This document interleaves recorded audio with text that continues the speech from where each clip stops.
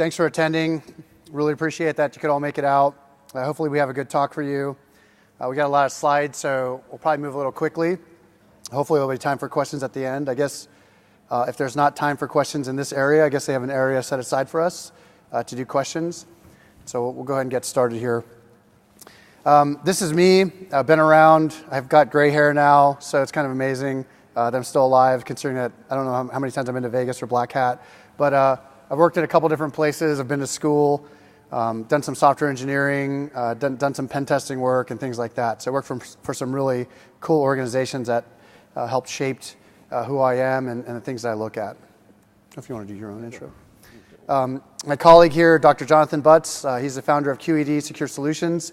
He's also been to school. He's a doctor. You can trust him. He's a retired Air Force officer. Man, he has I don't even know how many published publications in critical infrastructure security and things like that. So he's also got gray hair. But there's actually something I want to do before we get started here. I have a list of names here of folks who maybe they didn't directly influence this research, but they certainly influenced me and the things I look at. And I'm sure I forgot someone here. If I forgot your name and didn't put you on this list here, come find me afterwards, punch me in the stomach, and I'll buy you a drink. I think this is mainly for the younger folks who may not even know who some of these people are, but these are like extremely important people in the information security industry. Chris and Charlie did the GPAC stuff. The Litchfield brothers who wrote pretty awesome papers on exploiting memory corruption vulnerabilities. Neil, it was Shellcoder's Handbook. Nate and Barnaby and Mark Dowd and Chris Evans, all these folks on here. They're really special people in the information security world. So if you don't know who these folks are, definitely look them up on Google. Read the papers that they wrote, because I know I read them when I was a young man. They very much scoped how I looked at things and some of the research that I've done. So pretty amazing folks on this slide here. And so we're just going to start with some quick basics. What is IoT, Internet of Things? Apparently, there's going to be 26 to 30 billion of these devices by 2020, which is coming here really soon. And if we take the definition from Wikipedia, we see that IoT is really not just devices. Really, it's the interconnection of uniquely identifiable embedded computing devices within existing internet infrastructure.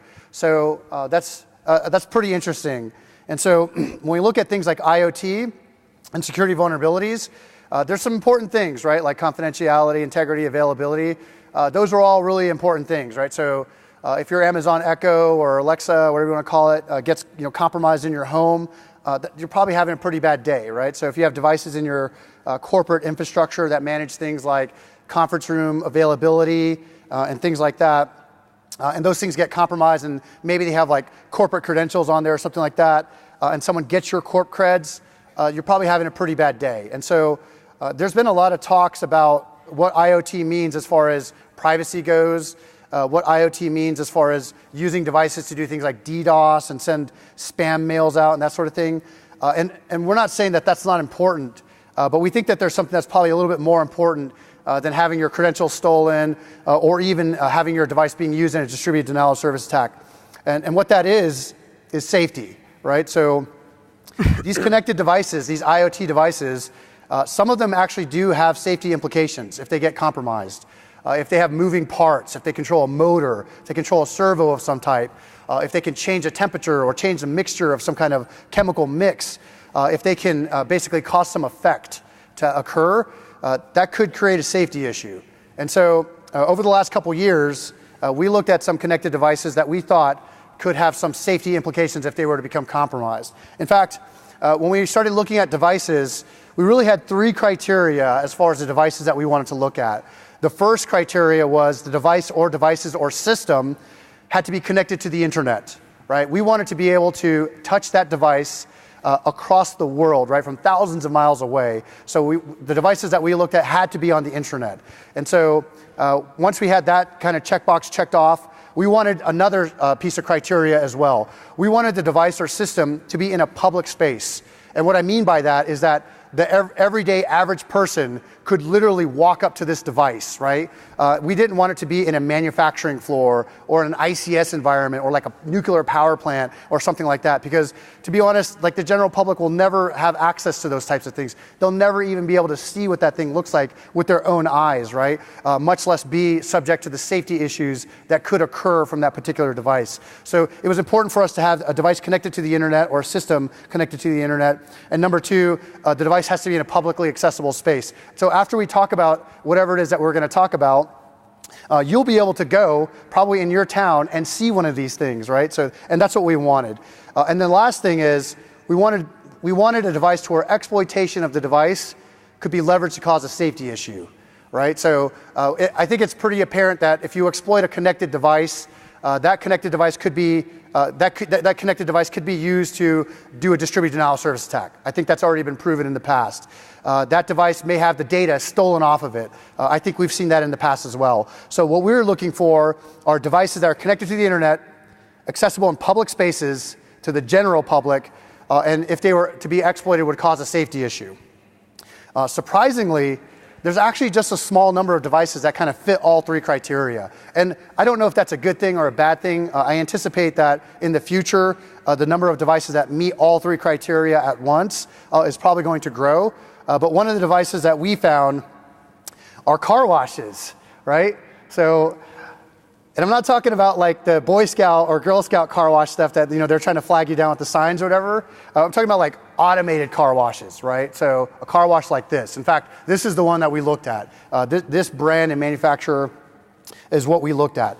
If you take a close look at this picture, you'll realize that the car washes are really just industrial control systems. And so all of those kind of like the mentality and like the attitude that's brought into most industrial control system environments, like a manufacturing plant, like a power plant. You know, sometimes when you walk into some of these facilities, they actually require you to wear like PPE, personal protective equipment, like hard hats and steel-toed boots and gloves and things like that. So I think when we're dealing with industrial control systems, everyone already knows that there are safety implications associated with some of these devices. The problem with this is that even though this car wash that we're looking at here, even though this car wash is essentially an industrial control system, it's accessible to the general public. And you're not required to wear PPE, or you're not required to have a safety brief, or you're not even required to understand how these devices work or how they're controlled before you can use one of these, right? As long as you have enough quarters, you can actually just go into this thing and have your car washed, right? So that's an important thing. And the essence of this talk comes down to this, right?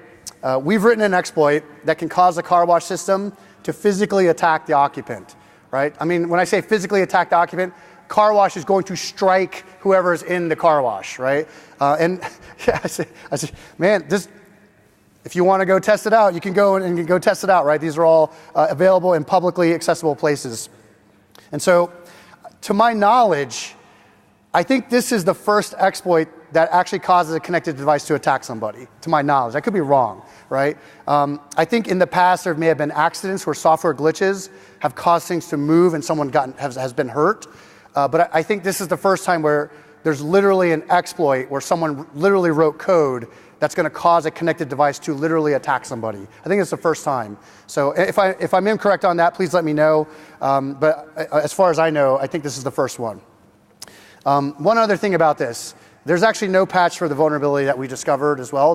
So you can't patch your car wash right now to actually protect yourself against this. So if you own one of these car washes, you've actually probably talked to us because we've probably offered you money to test your car wash. But if you own one of these car washes and you're like, hey man, I just don't like some of the vulnerabilities you're talking about, definitely contact the manufacturer and say, hey, I'd really like a patch for this, because right now there actually is none, right? So Dr. Jonathan Butts here is going to talk a little bit about the setup. Great. Thank you, Billy. So the takeaway from this is not you have to wear a hard hat when you go through the car wash. Hopefully we get more out of it than just that piece. But when we look at the big picture of this, there are some points that we want to make, and one of it is just actually the accessibility of these devices for researchers to look at. And when we look at traditional information technology space, you can go out and get systems, do the evaluation, do the research on that. But for these types of systems, really mechanical devices that have some sort of safety mechanism controlled by software. And that's really what we're talking about when we talk about these cyber physical systems. There is a software safety component incorporated with the mechanical process.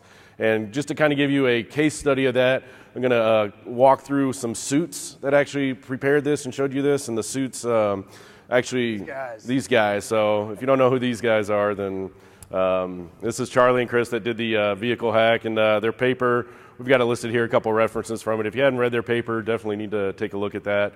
But their case study, really what we want to focus on is them getting the device itself. So getting the vehicle, that was only one part of the problem, is actually getting the vehicle. These systems actually have a lot of maintenance software and maintenance tools that you have to use to actually start evaluating and assessing the systems themselves. And so again, this is from their paper. It shows kind of the costs just for the technical systems and technical tools that they had to use to start the evaluation on the car. And so not including the vehicle, just these tools themselves is around $15,000, $16,000, which is equivalent to about a semester at Stanford. So if you want to give up, I guess, a semester of college and work on this, that's one thing. I would not recommend that as an academic. But it kind of goes to the point that these systems are so specialized. Each one of these systems, you have to look at the maintenance tools. Now, Charlie and Chris went out, and as they point out in their paper, they actually sold plasmas for several weeks to get the money to go buy some of these subscriptions for the tools. And once they had that, it was pretty, at least worked across the various vehicles, the Jeep Cherokees that they used, and other Chrysler vehicles. But that was only good for those vehicles. If you want to go look at Toyota and these other things, again, you're back to the same problem of looking at tool sets. So to Chris and Charlie, thank you. Actually, we're building off your work and continuing on. And one of the things we really get down to this space is the money problem, right? As researchers, how do we get access to this? And that's, a debate we can have afterwards. We'd love to have the debate of should we have access to them, right, as researchers. And I'm sure there's vendors out there that think not, but, there's discussion a little bit. We'll talk about that. So we decided, hey, the car wash, we met our criteria, we want to do it. Let's go out and get one. So Billy and I wrote a check for $850,000. Okay, we didn't do that. But they're for sale, and so we chose not to do that. We actually went out and got the firmware and acquired that in 2014. And it took a couple years to actually calling around to these various car wash owners to try to see if they would work with us to get access. And of course, for reasons understandably so, didn't necessarily want us to come in and do this kind of work. Finally, 2017, earlier this year, we found a car wash owner that was willing to do that for academic evaluation purposes. And yes, we had to compensate them for the use of that. And that's more than just the quarters that we did have to do also into the machine. Not to mention on top of that, the travel and lodging, our spouses had to put up with us being gone, traveling to a remote site that gave us the access. And then we did go through many, many quarters doing this evaluation. So we spent a lot of money, of our own personal money invested. And as far as the car wash, I'm not saying car wash owners are gold diggers, but yeah, we had to spend a little bit of money to get access to the car washes. So it was not necessarily something you would just go down to the store and buy. So back kind of to the vendor point, if we don't create an outlet for the researchers to actually look at this, and I'm not even saying what the right outlet is, but let's at least have that debate and discussion. Because if you do fast forward, or rewind back to where IT, information technology security was, it really was the researchers that helped bring it to the attention, because the vendors will only do so much unless they're pushed to actually understand and start working with it. And there are good manufacturers and vendors out there that are working with security researchers, and I think you see the benefit in their products. But a lot of times you get the vendors themselves that kind of push back a little bit. And so we really kind of have three options if we don't create an environment for these kind of systems. One's the researchers are just going to give up and stop researching. That's not a likely avenue. Researchers are going to spend their own money. Again, that's not scalable, and it doesn't really get to the heart of the problem. Or the third and most serious problem, though, is actually researchers are just going to start testing against live systems. And we went through coordination to get to work with the vendor owner, but that's not going to happen always, right? And so we're going to have folks out there looking at live systems, and that's a bad place to be.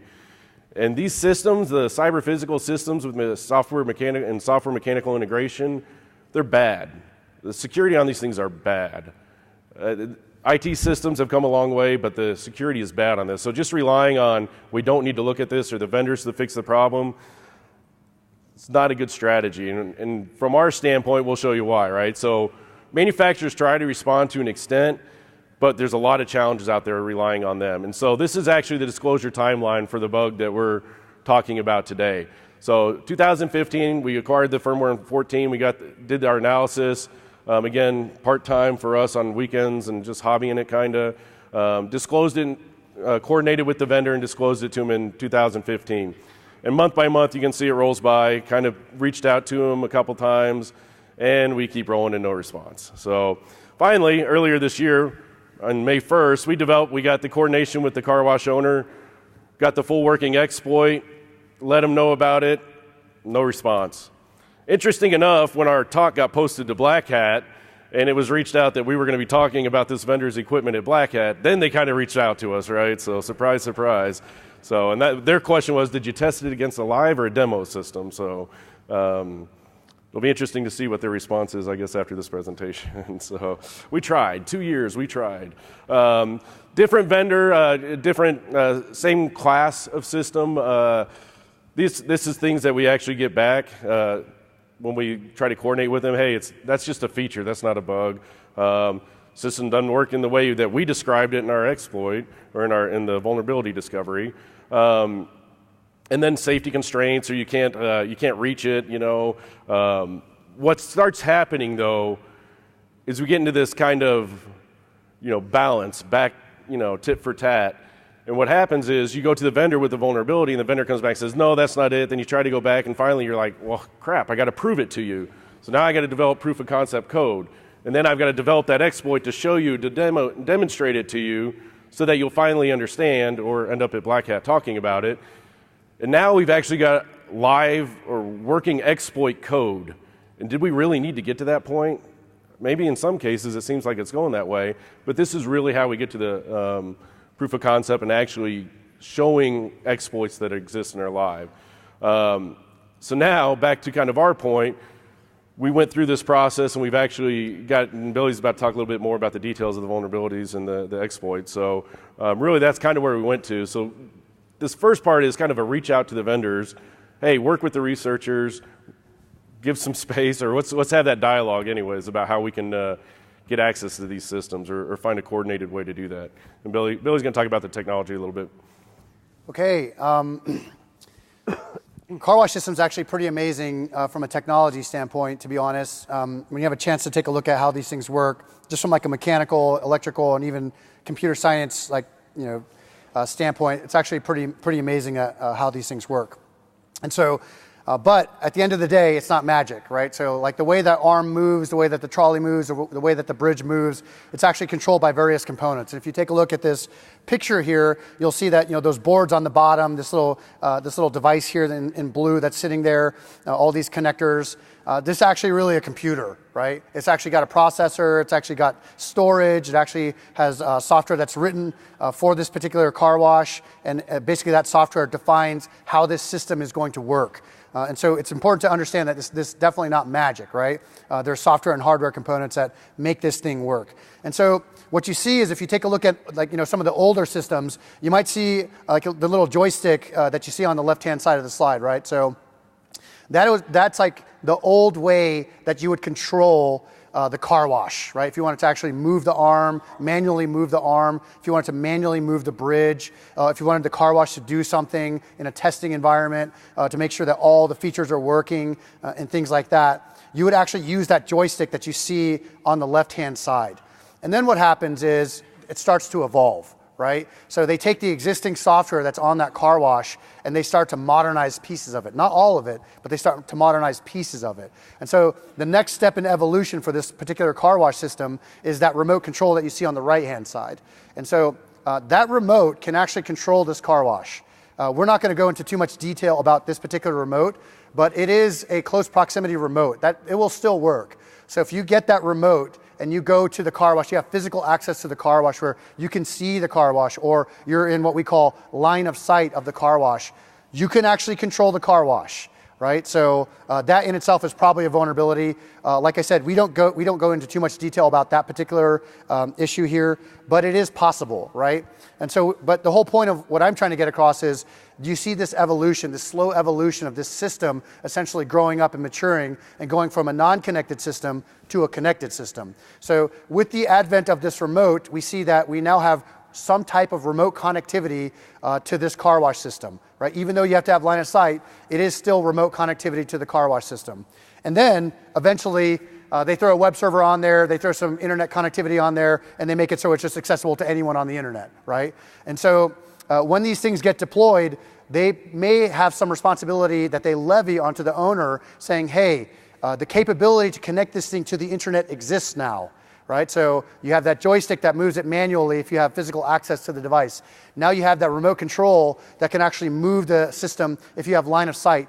Now you have the ability to control this thing and monitor this system from anywhere in the world. And so it's going to give you all sorts of information about what the system is and what it does, right? And so usually the first question that we hear when we talk to people about research like this is, why would you connect this thing to the internet, right? Why in the world would you connect a car wash to the internet? And there's actually some good reasons for that, right? So if we take a look at this interface here, we see that you can actually configure this car wash to send emails, right? So yes, that is correct. Like the car wash can send people emails, right? And so why would the car wash need to send people emails? That's because maybe the owner wants the daily total of car washes that were used for that particular day.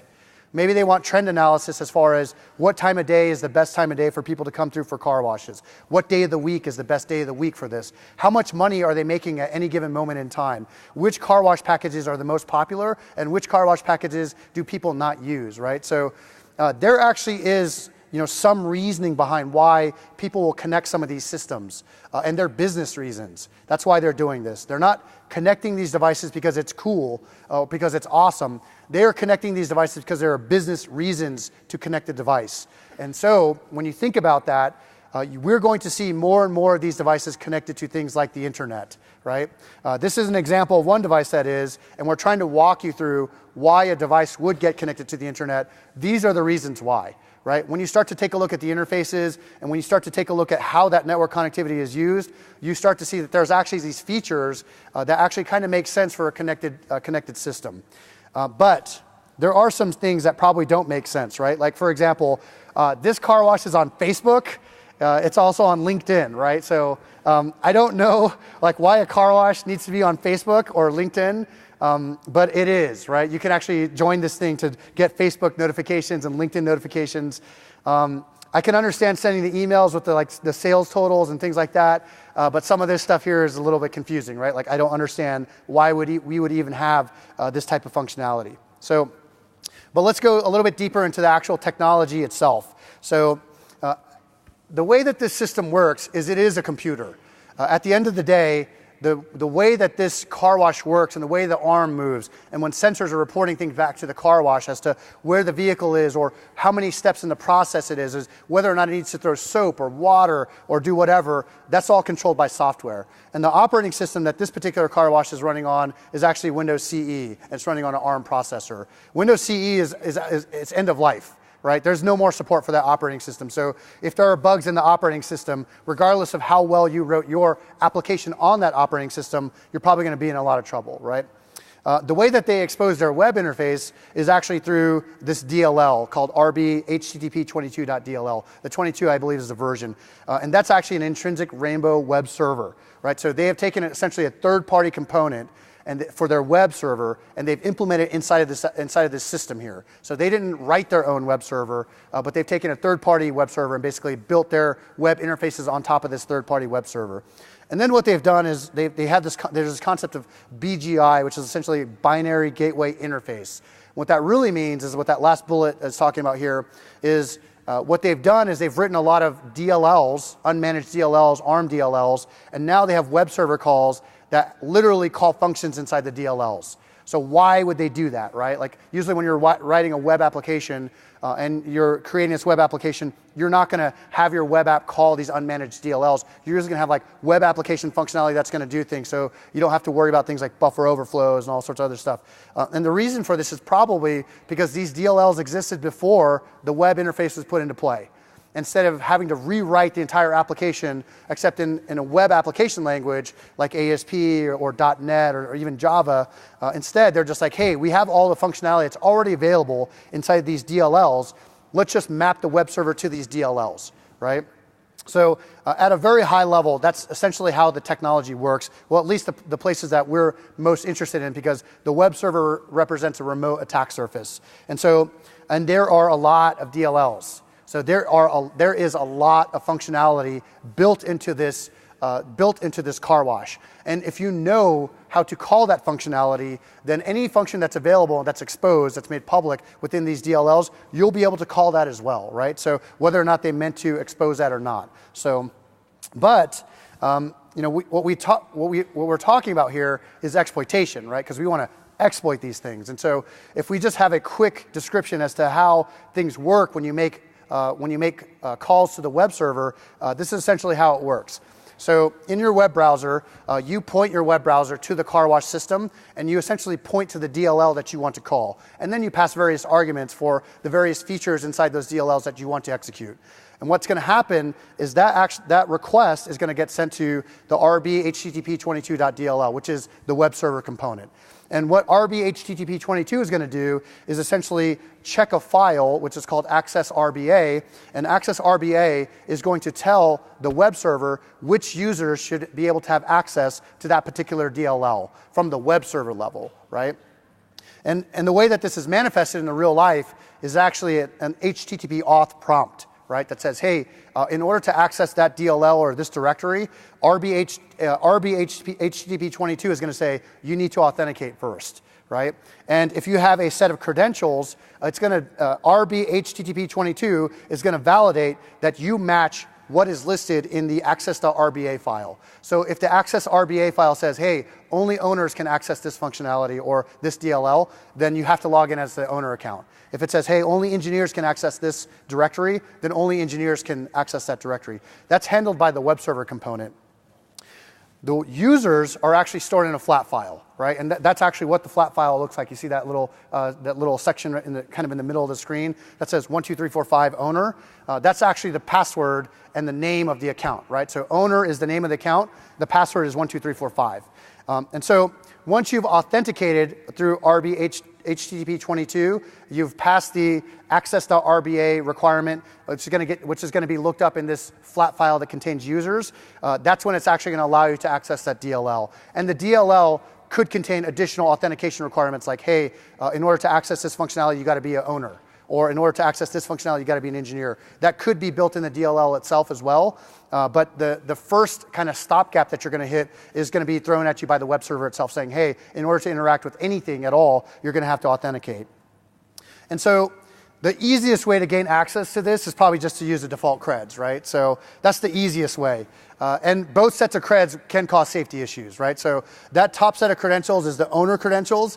It's super complicated. I don't think anyone would ever guess that. But if you know what you're looking for and you have access to the flat file, you'll see that the owner creds, the password's 12345, and the owner credentials gives you full access to everything, including free car washes, right? So if you just want free car washes, then you want the owner creds.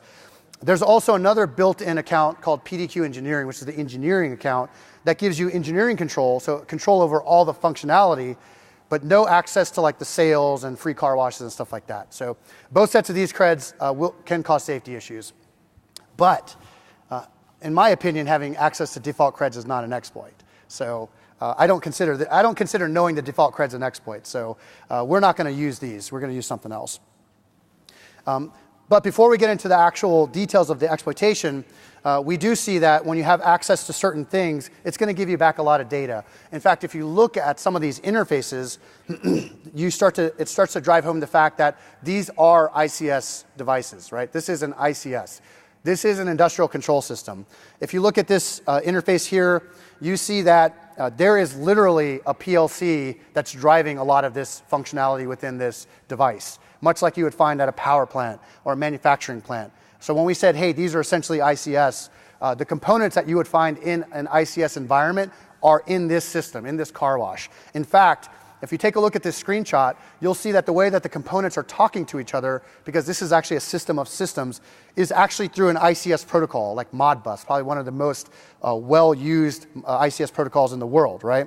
And to show you what this system looks like, this Altaver, this PLC, that is what it looks like. You will see this same system in like manufacturing environments and things like that, right?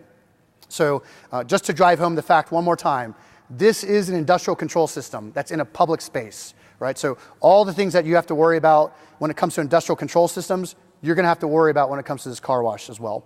So, but let's get it on, right? So when we're looking at this system, like I said, there's a lot of DLLs. We're going to save you a lot of pain and effort of looking through all these DLLs to try to figure out what they do. These are probably the three most important DLLs when it comes to like an exploitation standpoint. There's a DLL called xsmusers.dll. That contains all the user data. So if you want to read what the usernames are for the system, if you want to read what their passwords are, because the system actually returns you the passwords in clear text, if you want to read that data, you're going to have to call functions within xsmusers.dll. If you want to alter the configuration of the system, you're going to have to call specconfig.dll. So most of the functions inside specconfig.dll will allow you to alter the system, change the settings of the system to make it, put the system into a different state. And then, if you want to actually move portions of the system, you're probably going to have to call this web mki.dll. A lot of the functions in there will allow you to actually move components like the bridge and the trolley and the arms and things like that. So, all right, so now we're going to get to the exploits, right? So we're going to release the slides for this presentation like publicly, but the next sets of slides that we're going to go over are not going to be in the publicly released slides, right? So you guys are lucky you're here. You'll get to see how these exploits work, but we're not going to actually publish those things, right? Because like I said, this stuff's actually not fixed. And to be honest, I think like you probably wouldn't need to use these exploits because most of the car wash systems probably using default creds, but maybe there's a car wash that you just don't like, or you just know someone that drives into a car wash that every day gets his car wash there, and man, I just don't like that guy. And maybe for that particular car wash, the default creds are changed for some reason. Maybe you could use, I wouldn't say you should use this, but maybe someone could use this, I don't know. So the basic issue is, this is pseudocode, this isn't real code. The basic issue is that like the authentication is basically handled in this way. So essentially what happens is the authentication level gets set before the authentication check actually occurs, right? So we have an authentication level as owner, which is the highest level account. Remember, I talked about what the owner account can do. The owner account has full access to all the engineering components, and the owner account has access to the car wash stuff as well. There are two built-in accounts. The owner account is the most powerful account. There's an engineering account, but the way that this authentication system works is that it actually sets the authentication level to owner before it actually does the authentication check. And essentially, there's a try-catch block that occurs where in the try, it's actually doing the authentication routine to see whether or not you're authorized to have access to a particular DLL or not, right? And then, unfortunately, in the catch, there's a continue. So I'm going to show you what that means and the implications of that. So in order to authenticate to the web server, it's just really simple basic auth, right? But if you think about how basic auth works, or HTTP auth works, it can actually get pretty complicated. So there's essentially three values that you're going to be passing to the web server. The first is the authorization header, which says, hey, these are the values that you're going to use in order to authenticate my user to the web server. And then the second piece is actually the scheme that says, hey, I'm authenticating, this is the scheme I want to use. And the last piece is actually the base64 encoded username and password. So if you think about this, there's actually a lot that can go wrong. If you're not parsing this authentication header properly, like for example, if you're not bounds checking, or if you assume that someone's going to pass one of the correct schemes, like basic or digest or something else like that, or if you assume that the base64 encoded value is going to be a well-formed base64 encoded value, you could run into some trouble, right? And basically, that's the way this authentication bypass works. So if you pass an authentication header and you pass an invalid scheme, and if you pass a value that cannot be base64 encoded back into a legitimate value that the authentication routine is trying to check against, you'll actually cause an exception to occur. And because you cause an exception to occur, you'll get kicked out of that try block into the catch, and the catch essentially just continues on. And because the web server has already set the authentication level as owner, because you're able to cause an exception inside the authentication routine, you will be logged in as owner, right? And so as long as you can pass that header with any request that you make, you will be able to execute some action as if you were the owner of the system. And I guess at that point you actually do own the system, right? Yeah, okay, whatever. So, and so the way that you would do this is by passing an authentication header like this, right? Here's some Python code that we created when we created our proof of concept. And you literally say, hey, here's my authorization. Select a scheme that actually doesn't exist, that's not a valid scheme. And then you select a value that doesn't cleanly decode in base64 decoding. And that's going to cause the authentication routine to fail. And when the authentication routine fails, you'll hit that continue. And when you hit the continue, you'll be authenticated as the owner. Right? So if for some reason the owner of the car wash decided that they were going to change the default password for their web or for their car wash, you could still get access anyway, right? Once you have access, what you'll probably want to do is actually read back the actual real usernames and passwords for all the users, right? Because there could be additional users that are created on the system. So, and this is how you would do this. So in that xsm_users.dll, there are some functions in there, and one of those functions allows you to actually read back all the settings for a particular user as long as you provide their username, right? And so we know that the two default accounts in there are owner and engineer. And so if we say, hey, look, I'm going to call the xsm users.dll and say $right, $choice, that's actually going to call a function that's going to read back that user information. And as long as you pass the correct post parameters to that particular DLL, you can actually get back the user data for the owner, the actual real owner account inside the system. And so then you can move from using your exploit to actually just logging in with the username and password, right? Because this will actually return the username and password for the owner account. In clear text, right? You'll also have to pass your malformed authorization header in order for this to work. But once you have this, you'll actually have the password, right? So it doesn't matter how often they change the password or anything like that. You'll be able to read it back. And so once we have access, owner level access to the car wash, the next step, if we want to cause an effect, is to actually identify where the safety mechanisms are. And the first things that we did is actually identify where the hardware safety mechanisms are. And the reason we do that is because it's actually pretty difficult to defeat the hardware safety mechanisms.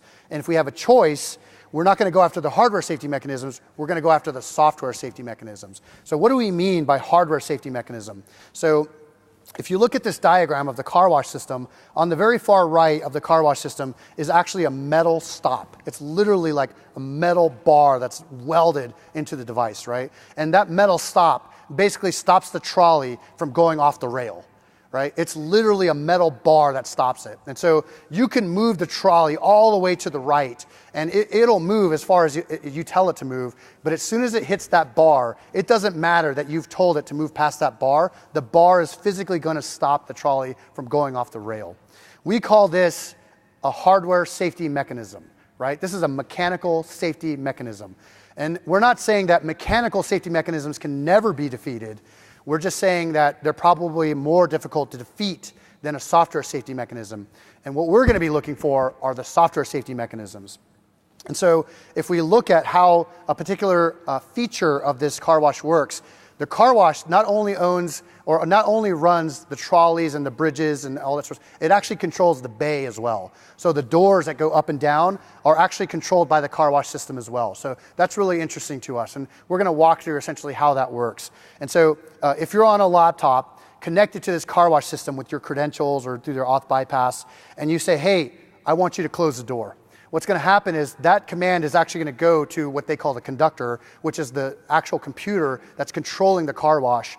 And that conductor system is going to receive this command, and it's going to do one thing. It's going to say, hey, sensor, come take a look. Tell me what the deal is for this particular moment in time. If the sensor says, hey, it's clear, what's going to happen is the door is going to close. If the sensor says it's not clear, then the door won't close.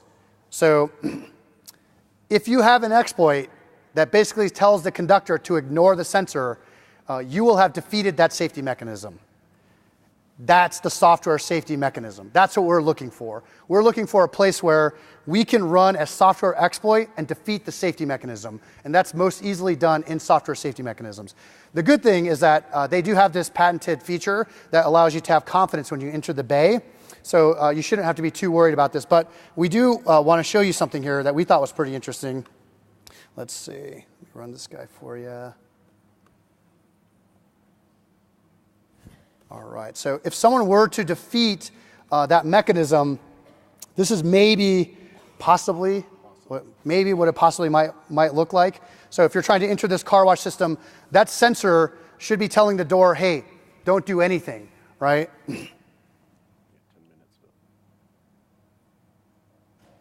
But if the sensor's defeated, right, then you'll be able to make the door do whatever you want, right? So theoretically, theoretically, you should be able to cause the system to do something that's not intended to do. And if it's a software safety mechanism, a software exploit will be able to defeat that safety mechanism. We took full rental insurance, too. We made sure. We got 10 minutes. Yeah, I'll speed through this. All right, so once again, these are software safety mechanisms. So if you're evaluating systems and trying to get effects, especially safety effects, you're probably going to want to hone in on the software safety mechanisms and stay away from the hardware safety mechanisms. Not saying you can't do it on a hardware side, but it's probably going to be more difficult. And in order to defeat the software safety mechanism, this is basically what we had to do, right? We had to call the spec-config.dll, which we said earlier is the DLL that controls all the configuration changes. And then once you're able to change the configuration of the system to say, just ignore that signal that's getting sent from the door, then you'll be able to close the door on a vehicle or occupant that's coming through. And then this is actually the command that will cause the door to actually shut, right? So once you chain all this together, then you have your effect on the car. There's some other safety mechanisms in play as well, right? So there's these ultrasonic sensors, right, that allow things to, those are software safety mechanisms. If you're relying on those sensors for safety, those can be defeated by a software exploit, right? There's also another mechanism in here that makes it so where the arm, if the arm is pointed at the vehicle, the arm will not move towards the vehicle. That's a software safety mechanism, right? If you want to defeat those mechanisms, you can defeat those via software. So, and the whole point of that is software safety mechanisms can be defeated by software exploits. That's not a nice wish to have made. That it's essentially a law. And if you're wanting to go after and do effects that could cause safety implications, you're subject to this. If you are building systems that could have safety implications, you're subject to this, right? If you're a developer or a manufacturer and you're building systems, you have to adhere to this. This is essentially a law for safety systems. We have another exploit that traps an occupant inside the car wash. We have a video of that, but we're running out of time here where you can literally close both bay doors and make it so where folks can't get out. And so, but this is actually more than just car washes. So if you take a look at the current risk scoring systems, they actually don't adequately capture safety risks, right?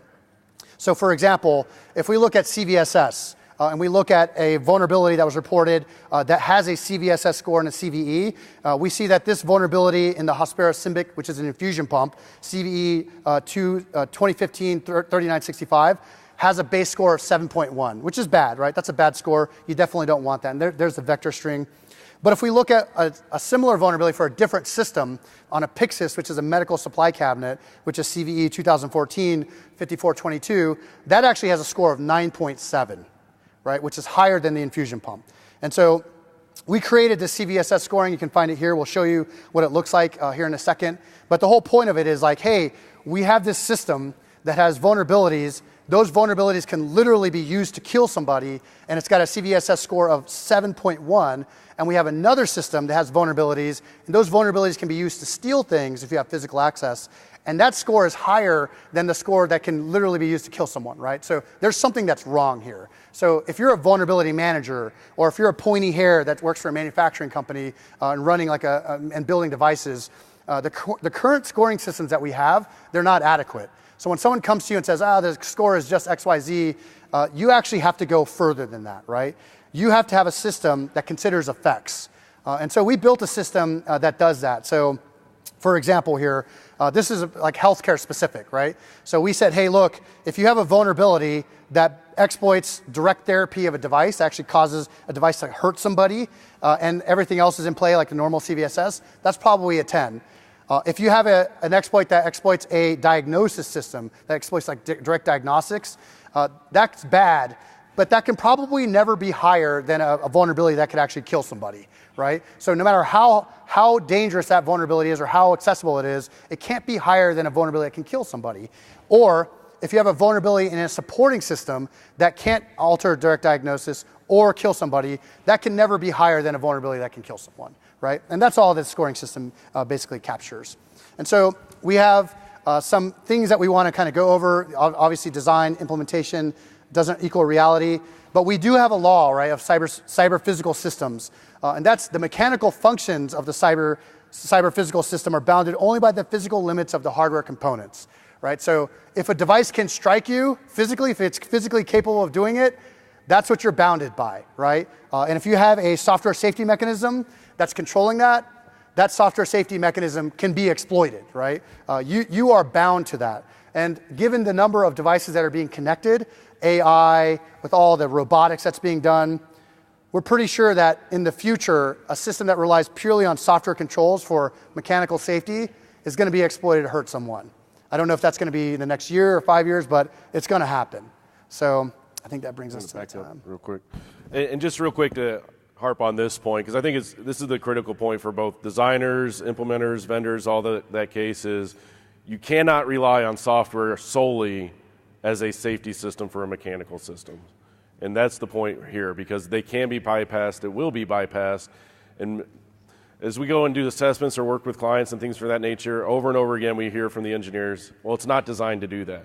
Yeah, the door's not designed to come down and hit the car when you're going through. It's not designed that way, but you're relying on a software safety system to protect against the mechanical implementation. And so that's really what we're focused on here is you're bound only by what mechanical you can do, not what software can protect it. So that's our kind of get off the stage. I don't even know if we have time for questions. If not, we have 2 minutes. We have 2 minutes if there's questions.